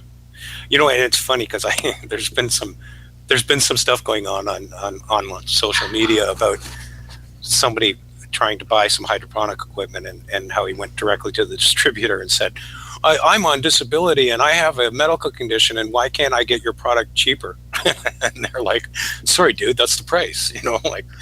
It's like, I wanted to comment, but I didn't. But I wanted to type into the comments, I pulled into the gas station the other day. The sign said 105.9. I went in there and I said, look, I'm on disability and I got a medical condition. Do I really have to pay 105.9 for my gas? It's like, yeah, that's the price. I mean, yeah. I wonder if that would work at the liquor store. I need some more scotch. Yes, it's medicinal scotch, mind you. Actually, the liquor store I go to, the guy that brings in all the scotch is Scottish, so I'm sure he'd agree with me that it's medicinal. Of course. So yes, so of course you would get it 30% off. Yeah. I'll try that. You try it and use the Scottish accent when you ask for it too. Oh yeah, you have to. So it's medicinal. How does Scotty do it? I don't know. It's very bad. Don't even come on. I know, it's now. terrible. Don't. I apologize to every person of Scottish descent out there. Okay, thank you. The opinions. No, I apologized. You don't have to. Opinions on the show are Ross's. All of them. All of them. All of them are credited to Ross. Especially the ones about babies smoking weed. Oh, God. Oh, yes, because he is all for your babies smoking that green devil lettuce. Devil lettuce. The devil's lettuce. Yay! Yes, I know. I used to throw joints into my baby's crib. When he was. Yeah. I used to hide them under the pillow so the cops wouldn't find them. Every time they lost a tooth, right? They'd wake up the next morning and there'd be a joint. I'd like to say that I don't have any kids. just kidding. I'm waiting to see how long it takes before high school starts putting in added courses such as cultivation, harvesting, bong making. That's funny because, the local high school in Belleville has been a customer for years. They have a greenhouse there, and they teach the kids how to grow in a greenhouse. Yeah, you were saying last week, yeah. So maybe they could start teaching them how to make their own bongs and things like that. We could get a whole craft culture of bong making. Cannabis MacGyver. You could supply them stems and things. Yeah. Yeah. Well, yeah, and you could learn how to make, like a pipe out of an apple. Yeah. Or out of a Coke can. Or out of a cigarette package, or pretty much out of a beer bottle. How to put a little hole in the side of a beer bottle, 101. Yep. Yeah. With a ball bearing. Insert ball bearing. Yeah. Shake hard. Or rock. Or whatever. So now that we've insulted most of women and babies and who else? I didn't insult. Did we leave anybody out? I don't think we insulted anybody. Donald Trump. Yes, we insulted Trump. I'm wondering how many parents are going to be leaving joints under their kids' pillows when they lose their teeth from now on. I'm wondering what age will have the youngest joint roller. There was a video that was just posted this week or the other week there about parents smoking with their kids, and I've smoked with my mom many times over the years. Have you guys ever smoked with your parents? Actually, no. Yeah, really? You know what? One time I did. My mother actually took a puff one time, and my father just wouldn't know. He was just no. And my mother actually took a couple of puffs, which is pretty cool because she was born in 1913. And, well, I used to smell it in the house when we were kids, so obviously my mom had smoked before, right? I was also accused of stealing her weed once, so yeah. My father was always dead against it, being in the military all his life. Who went with me to a specialist, and the specialist told my father the only thing that was keeping me alive was cannabis. Yeah. So when we left, it was a very quiet drive until I decided to open my mouth, and I said, "How does it feel to find out that your government's been lying to you all these years?" Oh boy! And his response was, "They didn't lie to me; they were misinformed." Oh Christ! And that was his response. But that's a typical military response, right? Yeah. Well, they didn't lie. They were just misinformed like everybody else. Right. Wow. Our intelligence was off. Yeah. Yeah. Oh, sad. Yeah, it sounds like a Trump. It's going to be a few more generations. That's obvious. Speaking of generations and kids smoking with parents, I wish my son would quit bugging me for cannabis because I really don't have enough to give him, and he's always asking me for it every time we work together on Saturdays at the hydroponic store. Hey, Dad, you got a dime I can borrow? Weed, Dad? Yeah. Oh, yeah. Well, they think it grows on trees, right? Yeah. Well, apparently it does. Well, yeah. It can. It can. Just depends on the grower. Have you seen my profile picture on Facebook? Yeah. I got a couple of those myself. So go outdoors and you can grow trees. That was the old generation. I mean, I can't tell you how many times I got in fights with my parents about getting my hair cut. Okay, get that damn haircut. No, I'm not getting my haircut. Like that was the big thing. Right now, it's like, Dad, you got any extra weed? Yeah. It's like, no, and get that fucking piercing out of your lip and quit getting all those damn tattoos. I have asked my mom. I said to my mom, we rented a cottage up on Sabo Beach, and I had no medicine left. And I looked at my mom and went, "Mom, can you buy me some weed?" She said, "How much do you need?" Generation I now. got in the car and I had to go for a drive. I came back. I was happy again. Yeah. Well, I was starting to get grumpy, and you can't get grumpy at the beach when you're the whole family, right? Yeah. So, hey, have any of you guys seen this show called Incorporated? It's on Showtime. No. Showcase or whatever they call it here. But I have been. I did watch Goliath. Incorporated is a really interesting show. It's a series, and it's only just been on this one season. I think it's getting close to the end now. But it's basically in the future. It's like 2070 or 2080, something like that. And it's where we are then and how they've got these walled cities where all the corporate types, all the rich people live, and then all the poor people live outside. And they've got all these different drugs that they use. They've got these special little devices that they inhale and shit like that. And then they go all like trippy for a while. And it's just a really interesting show. And if they made it before the U.S. election, and now looking at what's happening in the U.S. with their new self-proclaimed dictator, I can see things actually going this way. Watch if you ever get a chance, watch it. It's called Incorporated. I think it's on. You know what? Showcase. The Colony is like that, and I've been watching that. The Colony. It's about. Colony's excellent. Yeah, I really I'm enjoying it. I've already watched the first season. I got to watch the second. So what channel is that on? Is that on? It's Netflix, on. It's up on Netflix right now and other places. It's called Incorporated. No, Incorporated's on Showcase and Colony's on. Netflix. Colony. Yeah, Wayne's over here agreeing with it being a good show. Yeah. Ross, you seem to make a lot of comments about your disdain towards Donald Trump. Did I? I'm sorry. My question would be, how are you going to feel when our new overlord is Kevin O'Leary? Oh, God. Because, Kevin O'Leary was watching Donald Trump. Yes. And says, hey, that buffoon won the U.S. presidency. I'm a bigger buffoon than him. I can do that. Canada. Well, if you think I'm going to sit here and say there's no chance in hell that Kevin O'Leary will ever be prime minister, that's not going to happen, because I saw so many people say that about Trump for so long. Yeah. Right up until election night, it was like, oh, no fucking way that Trump guy's going to win. No way. And then it's like the electoral votes are like tallying up, and you're going, oh fuck. Oh, no. Tell me. It's scary. It was. Wasn't that scary? The morning of the election, I said Trump's going to win. Yeah, well, I actually made a bet with a guy. You would have lost. I did. I bet him an ounce of a pot. He said, "Oh, Trump's going to win." And I'm like, "No way! I'll bet you an ounce of cannabis." Yeah, that's the way I was. Yeah, I actually got into an argument because the next day a friend came over and he was really smug about it. Yeah, well, this guy was kind of smug too, and he wanted his ounce of cannabis right now. Yeah. And I gave it to him. He's like, "I told you so." And then he complained about it. And I said, "Look, dude, Trump won. You got your weed. Fuck off." Yeah.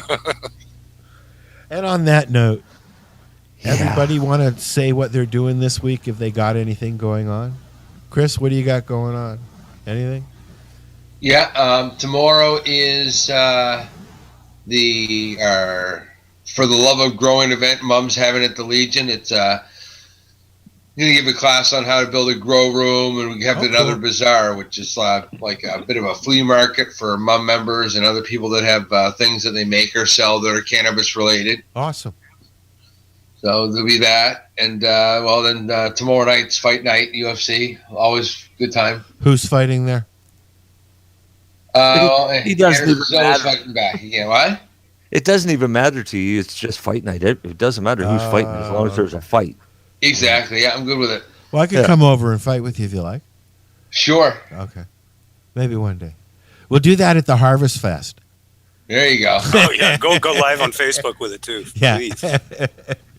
Yeah. We're going to set up this big hill there. We're going to have wheelchair races down the hill. Oh, cool. I'm in. Oh, like the cheese roll in England, where they roll a piece of cheese down the hill. Only if we're lucky. But to make it more interesting, you got to strap the person to the chair so they have no control and can't bail, right? And then at least they'll have a chair when they get to the bottom and can't walk. Exactly.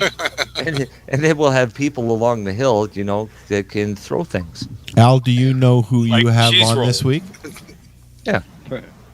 What's that? Do you know who you have on this week? This week, no, I don't. But I know that Kim Cooper will be my co-host. Cool. This week. And, Awesome. As far as what's up to tomorrow, I'm going down to visit Ross. Yes, and we are going to be doing some fun stuff. That's right. We're going to be helping a patient. We are, which is what I've been spending half of my Saturdays doing lately, has been pretty much counseling patients on a variety of stuff. And Al is going to be in on that a little bit this weekend. And Awesome. Yeah, so we're looking forward to that. Awesome. Yep, and tomorrow I'm going to get together with the magazine layout person and get the layout of the magazine all done for the next issue, Grassroots. Cool. So make sure, if you're listening, check out Al's show Wednesday evenings at 8. You can check out, and that's Pace, and you can check out Coffee and Cannabis with Tamara Cartwright on in the mornings at 11 a.m. Eastern, 9 a.m. Mountain. And who else? On Tuesday. Tuesday night is Michael. Tuesday, Michael night is 8 p.m. for Covers Radio. And if you have a show you'd like to do, or you're doing a podcast and you'd like us to air us, Hey, can I give Classic Rock Thursdays a plug? I love Classic Rock Thursdays. I think we should do it every day, Al. Classic rock all the time? Yeah, all the time. You know what? Sometimes I'm in the mood and I just put all the classic rock on. And then, you can tell when I'm in a classic rock mood. Yeah. Yeah. No, I listen almost every Thursday for all day. I just put it on and have it in the background. Me too. And that's what everybody else that's listening should do too. Yeah. Yeah, but we don't have any listeners, Ross. I'm going to check the chat room just a second. No, we still have people in the chat room. Hey, folks, how you doing? I'm glad you're still there, and thank you for enduring through this awesome show. Yes. That would be Chrissy, Marcel's wife, and Wendy. But I got texts on my phone. I know other people are listening. Yes. So we've got to have at least 10 or 12 people listening. I was thinking 5 or 6, but that's pretty generous. I'm being optimistic. Yeah, You're both kind of right. It's somewhere between 6 and 12. We are talking in the thousands just for the other listeners out there. Yes, that's 6 to 12,000. Yes. I have people walking by the window. Hello, people walking by the window. Are you scaring them? Yeah. One of them was actually. It turns out one of them was a police officer, sponsor. No, a sponsor and grassroots advocate. Oh, did they come in? No. She was in earlier. Oh. Yeah. It was just say it wasn't anything good. Now you see, in the summertime, you'd be able to come and sit on the benches that Wayne's going to have out front and listen to the show outside while you're tooting away. Oh, we're going to put a speaker out there too. Yep, that's what I'm getting at. Yeah. Yeah. And then I think you need a better foster sure then. we talked about. I should be able to get to the light and still be on Wi-Fi. Really? Because you think of going the other direction, coming this way. I might be able to do that, and stand down there and when that people would be come cool. by. Well, yeah, we could do as Al were talking. When we were setting stuff up at the in the store there, the little studio he's got there. We're going to be doing new segments every now and then called Walk By Muggings. Walk by muggings. And what it is? Cannabis and No. Wayne and Al. It's legitimate. It's Walk By Muggings, and you get a Pace Lifestyle Radio mug if you answer a couple questions about cannabis. And we're just going to call it 420 Walk By Muggings.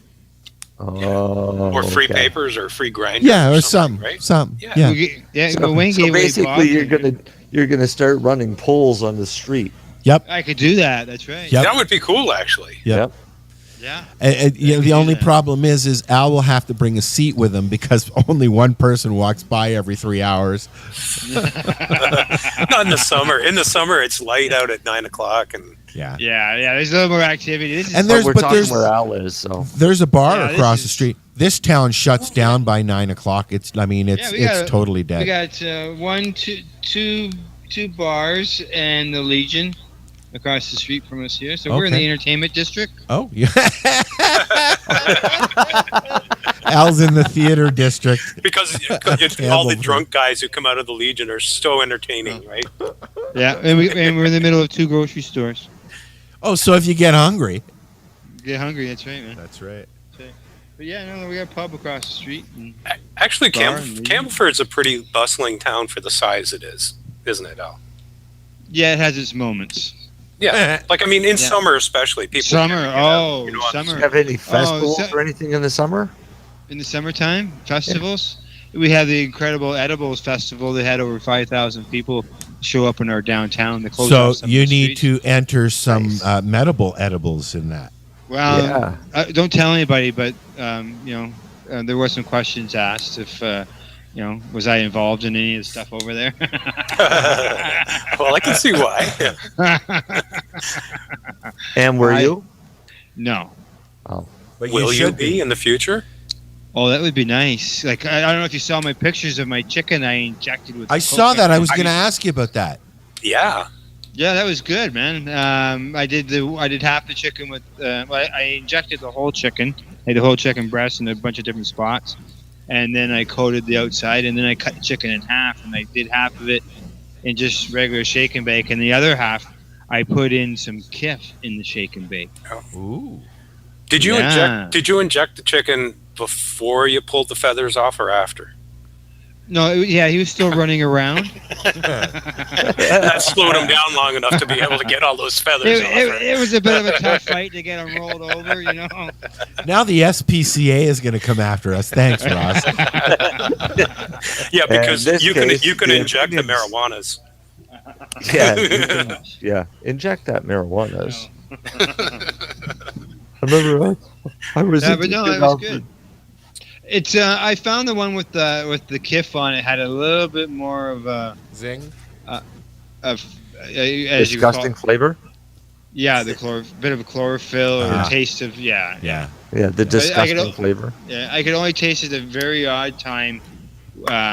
With it was just injected. Barbecue sauce, dude. Barbecue sauce. And you know how did you get a nice glow? Yeah, I had a great sleep, man. Awesome. I didn't get to eat it till like 8 o'clock at night because I really cooked it at a low temperature. Oh, you really? Yeah, you okay? I see. You infused. Yeah, it so it took a little while. I got late. I was started late, so it ended up late. But. Cool. Want me to send you But I had some a good salad night. dressing and have something healthy? Oh, salad dressing would be good. Oh, that would be good. Oh yeah, I made a raspberry raspberry balsamic vinaigrette dressing for a patient, and it was phenomenal. Oh, it was good. Cannabis ranch. You could call it canch. A batch of canch. Yeah, put some canch dressing on it for me, please. Cranch. I could probably do that. Yeah, let's work on that. I'll get the recipe for that. That's not a hard one for me to work on. That's a pretty easy actually, one. What do they put on the Caesar salad? That the oily kind of stuff. That would probably be even better, right? Well, you need an oil. Yeah. But then you can kick it up a few notches. You could infuse some virgin oil, and There then you go. use that. Yep. Use Take hemp seed away oil. its virginity. Yeah, hemp seed oil. Yep, that would work too. I make But we you make can't. the, But you can't homemade. heat. You can't heat hemp seed oil though, so that you wouldn't be able to You cook don't with heat it. salad dressing. No. Oh yeah. You We're refrigerate it. Oh, we're talking salad. What if aren't you we? just add infused coconut oil to a homemade salad dressing? I don't see why you couldn't do that. Why not? If you're using fractionated coconut oil, if you're using just plain coconut oil in a salad dressing, you're going to have lumps of coconut oil. What about Caesar salad dressing? Yeah, 'Cause that's because kind of oil based, right? yeah, but it's also got a milk base to it, doesn't it? No, that's it doesn't. ranch. Ranch does. Ranch has a milk base. Yeah, Caesar doesn't. Caesar's just Caesar oil. has olive oil. Yeah. Yeah. So it would probably infuse nicely into Caesar. It would basically infuse hemp seed oil and substitute hemp seed oil with the olive oil for your Caesar salad dressing. Yep. Increase your garlic and your anchovies slightly to overcome the taste of the hemp seed oil. Oh yeah, anchovies will do that. Well, but if it doesn't have anchovies, it's not Caesar. Really? They put anchovies? Oh, really? I didn't know that. Yep. No. No, I can pick an anchovy out from here to Nova Scotia. Why Do you know what else has anchovies in it? Cheese Whiz. Really? Yep. I don't eat Cheese Years ago, the label for Cheese Whiz used to be or the ingredients used to be listed on the top, and anchovies was listed as an ingredient. I think it was around the 80s, they changed their stipulations on how labeling had to be through Health Canada or whatever. Yeah. And all they had to do was put down natural flavors, and anchovy, which is a natural flavor, automatically gets put into that category. I'd hide it too. I mean, anchovy's got a strong flavor, and it doesn't take a whole lot for Caesar salad. But if it doesn't have it, it doesn't taste right.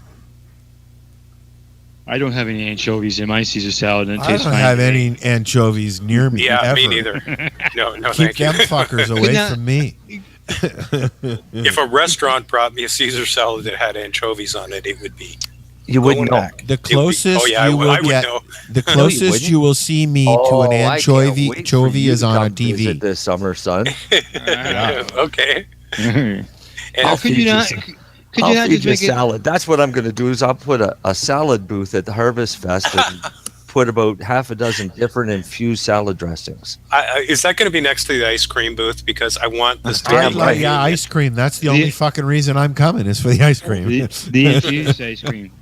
Well, could you not infuse your olive oil that you're making your Caesar salad with? Yeah, but I use hemp oil because it gives you a little better kick.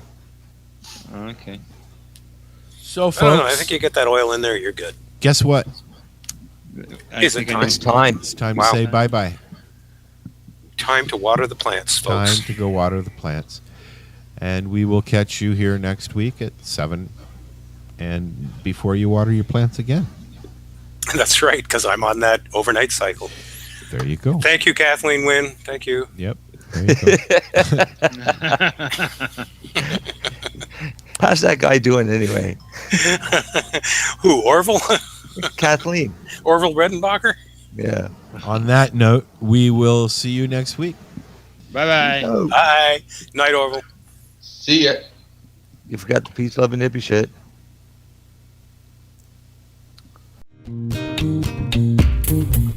You like music, you like weed, well, we gonna be good friends indeed. This is how much I like more than smoking trees. They'll make you dance the do-si-do and teach you how the chiba grows. Smoke a bowl on the 420 radio show. On Lifestyle Radio. So what are you doing? Nothing. Why not? Trying to get on this Lifestyle Radio website. Sounds like a cool website. Yeah, it's alright.